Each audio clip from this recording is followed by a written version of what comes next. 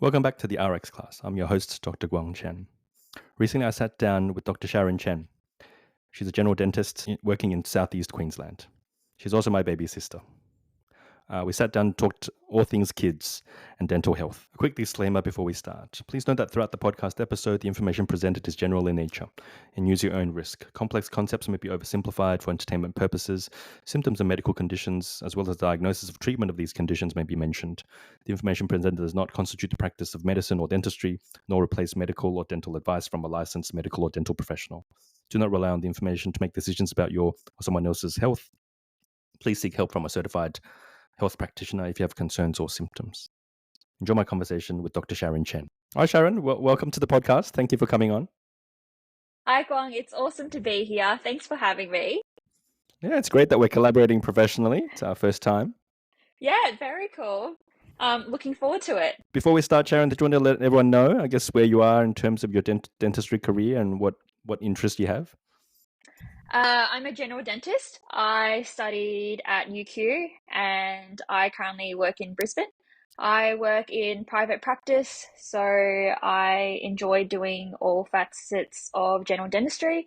I enjoy the diversity of what I see on a day-to-day, so there's never a boring day. I enjoy restorative aspects of dentistry and looking after families, and we see lots of kids as well. Oh, fantastic.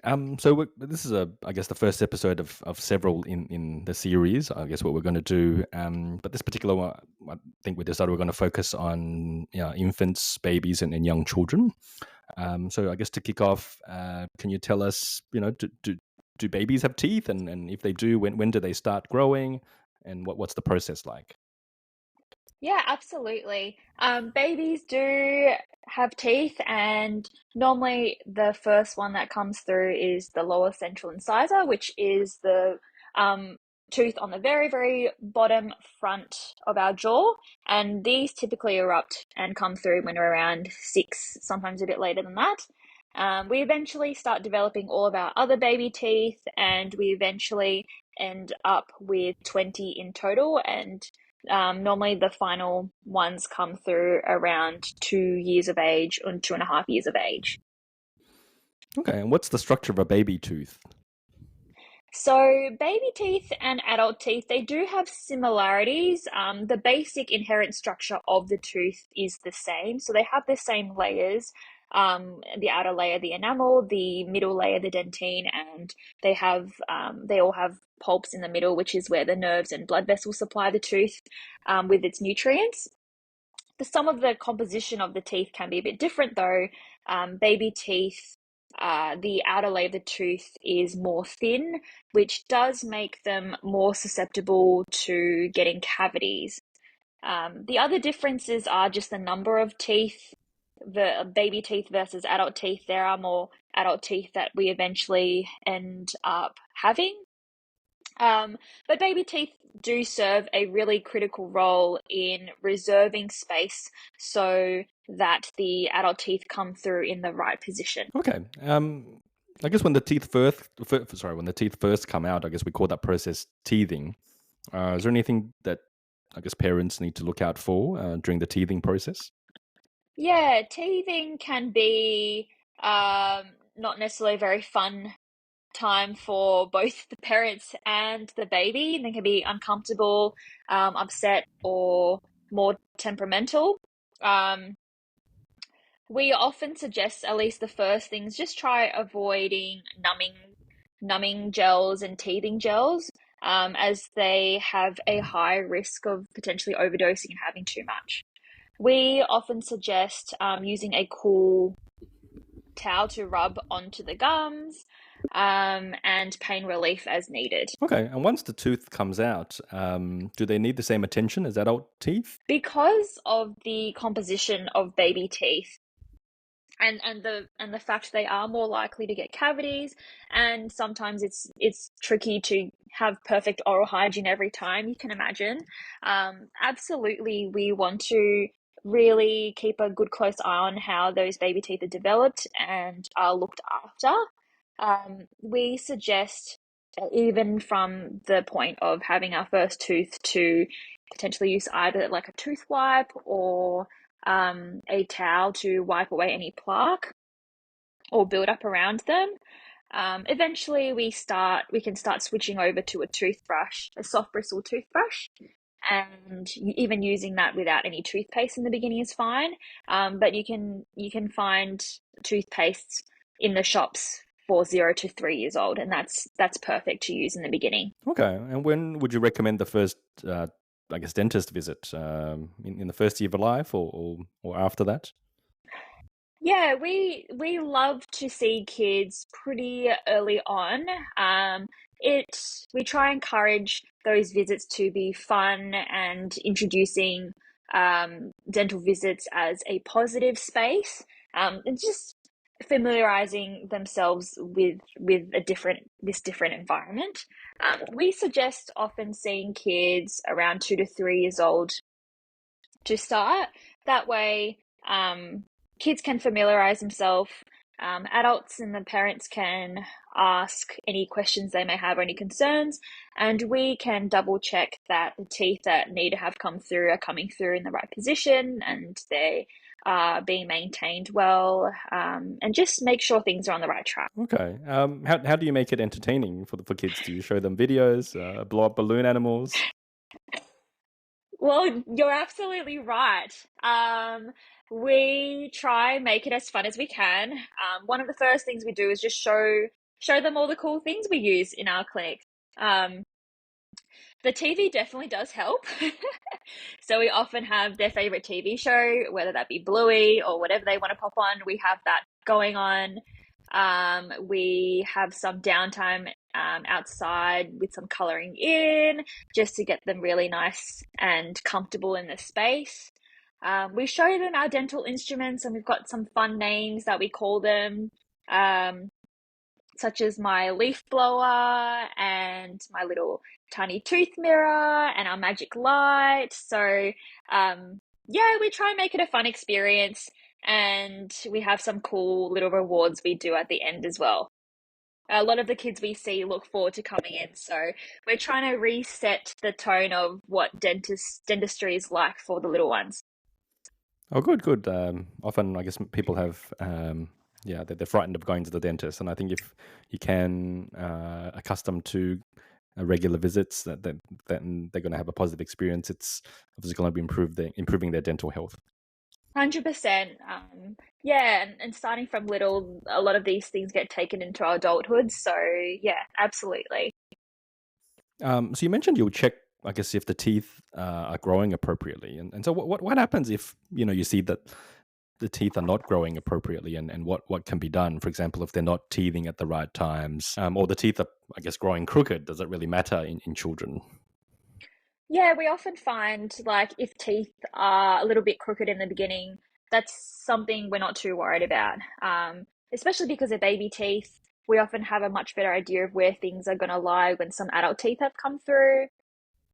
Um, in terms of other consequences some parents are worried about, thumb sucking and using dummies and stuff. And generally, when they're infants, we're not too worried. It's and oftentimes kids grow out of these things when they're older, usually around like 3 or 4 or older than that. Then typically, yeah, they wean off those things naturally. Okay, and what about, I guess, the diet? Look, the young kids today are often having very high sugary foods. Is that something that we need to watch out for, and how do we, I guess, manage their dental health in these kind of situations? Absolutely. There's no denying that diet is a huge contributor to cavities in kids.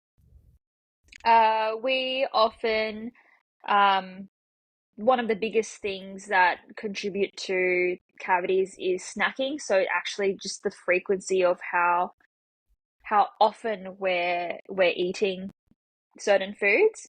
So trying to limit snacking and keeping food intake in just meal times is one of the greatest things we could do.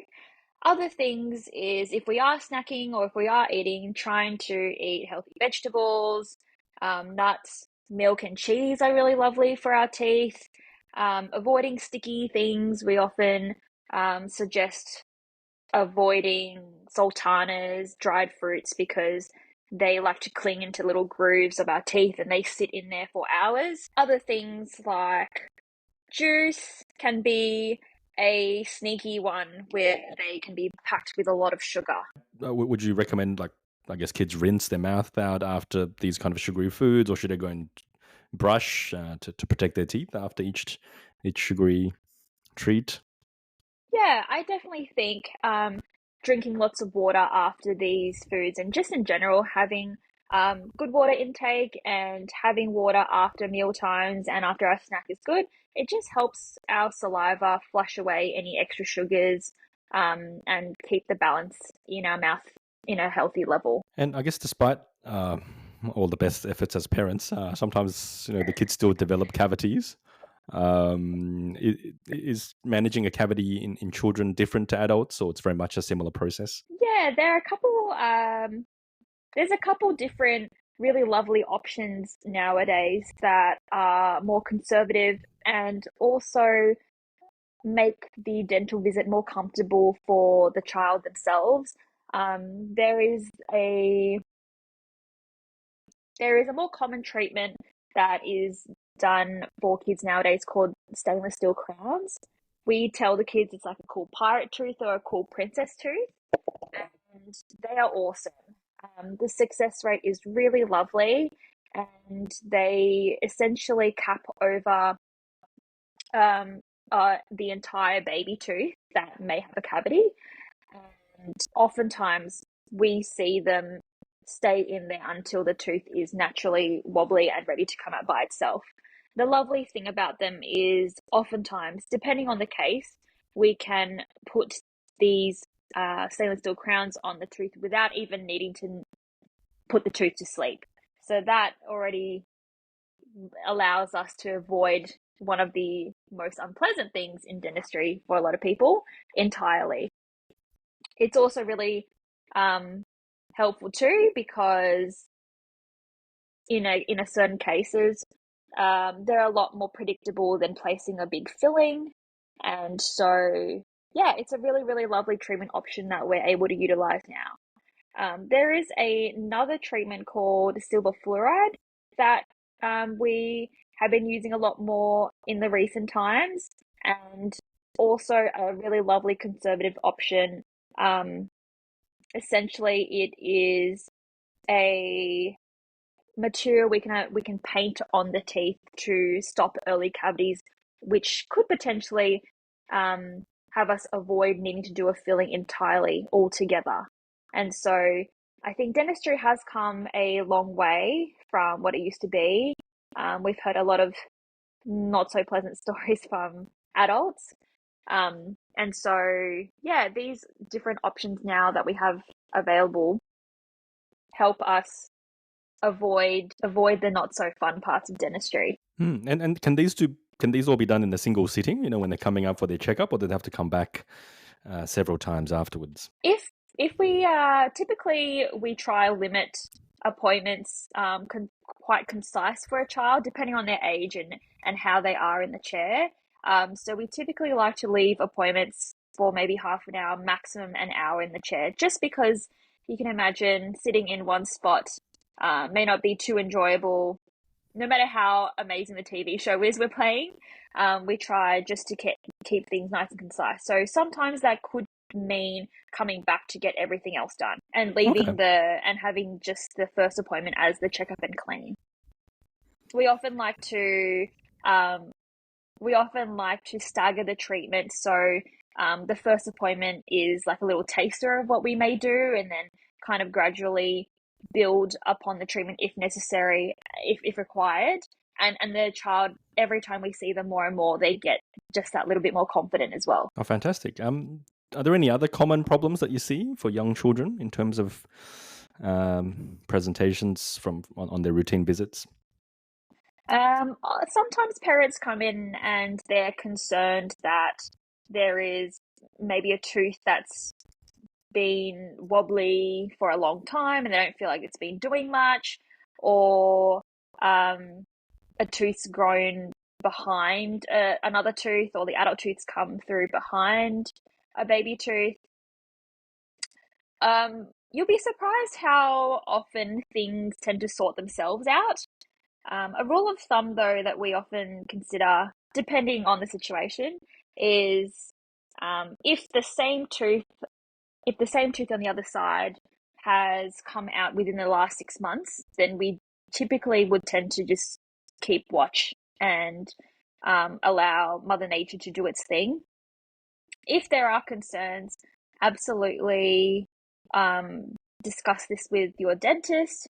Sometimes we have the lovely help with our orthodontists, which specialize in teeth straightening and their position and them coming through in the right time. So sometimes we may get a second opinion from them, but yeah, oftentimes just a little bit of more patience and the baby tooth will come out by themselves. Sometimes we may intervene though if a tooth may be already quite wobbly, but it's affecting our eating, it's sore, it's hard to keep clean, then we may opt to help wiggle it out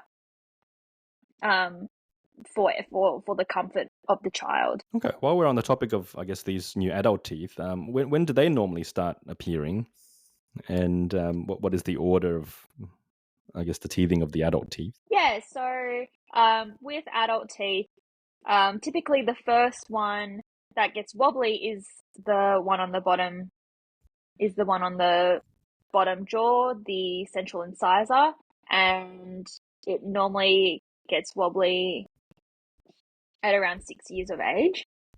And then over time, we start swapping teeth. So baby teeth get wobbly, adult teeth come through, and this transition happens until we're around 12 or 13 years of age. So that's when all the baby teeth technically have fallen out. Yes, typically. Yeah. And what about the wisdom teeth? Do they also come out around this time, or it's going to be a lot older? Wisdom teeth, typically, they have a much, much bigger range. They typically around 17 years old to around 25. Then again, I've also seen a lot of adults who suddenly, for whatever reason, their wisdom tooth has decided to come out when they were 40.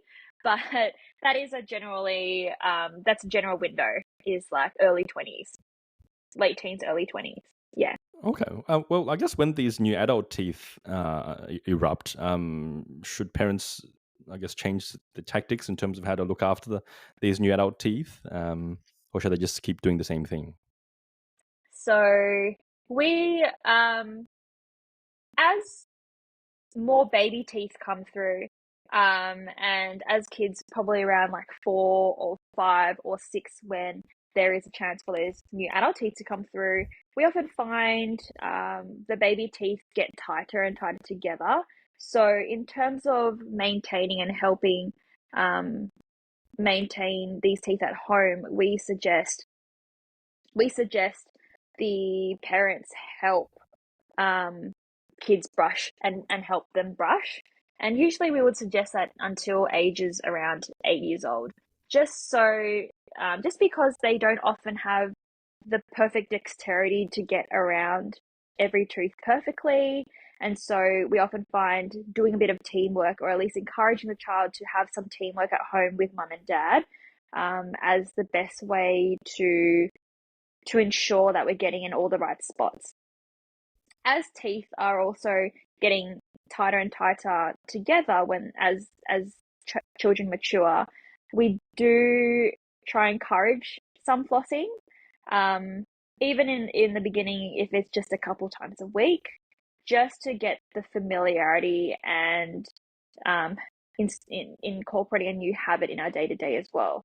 We often find some of the most high-risk areas in getting cavities in baby teeth is in between. So it is one of the top spots that we want to try get around to. And so with the flossing, would you recommend the standard floss that comes in 50 or 100 meters, or would you recommend using the tiny little flossets? I suggest whichever way that gets the job done, because it can be challenging enough to brush and get everything done every day consistently. So whichever way is easiest to access for yourselves. That may be floss, that may be a flossette. It can really depend. But both of them serve, yeah, they do the same. They do the same thing. The flossette, easy to access and easy to hold while guiding it and helping the child. Okay. And what about the use of fluoride toothpaste? Would you recommend that at a particular age as a starting point, or maybe even later? Yeah, even from ages 3 plus, we do encourage having some fluoride in our toothpaste. Um, Fluoride incorporates into the tooth and makes it more resistant to getting affected by acid, which is the primary cause of how our teeth get cavities from like 6 years plus. And even when they're a little bit older, we encourage them to start transitioning to an adult toothpaste, but using it sparingly in the beginning and slowly increasing the amount. Just because that adult toothpaste has a little bit more protection again, which is great for protecting against cavities. And would you recommend an electric toothbrush to kids, or? Oftentimes, electric toothbrushes are quite fun. They've got cool designs. The fact that they turn on and off and they spin around is engaging. So we often find for a child who enjoys it and encourages them to brush, yes, we do love them. From the general point of view as well, they're great because their head is smaller, so they're able to fit at the back and they're able to fit in all the little tight spaces a bit better as well. So from the general point, I do find um, people can have good oral hygiene with either way, but we do see that the electric brush does make a difference. Yeah. Oh, fantastic. And I guess lastly, do you have any other recommendations for parents in terms of good dental health tips for young children? I think a lot of parents feel very guilty when their child has a cavity because they feel like they themselves have done something wrong. But cavities are a very complex situation. It's not just necessarily one thing that has resulted into a child potentially getting cavities. Almost 50% of kids under the age of 6 have a cavity of some sort. And that does play in part with diet, as we talked about, sometimes just the natural way our teeth have developed, potentially genetics have a part in it, um, oral hygiene, and just the fact that baby teeth are a lot weaker than adult teeth as well. Guess the best way to double check and make sure things are on the right track is to have them visit a dentist and have a good look for them. Thank you so much, Sharon. It was a great first episode. No, it was lovely to be on. That was awesome. Thank you. Thanks for having Yeah, me. I'm sure we'll catch up again next time. Maybe next time we can talk perhaps about adult teeth and other topics of surrounding dentistry.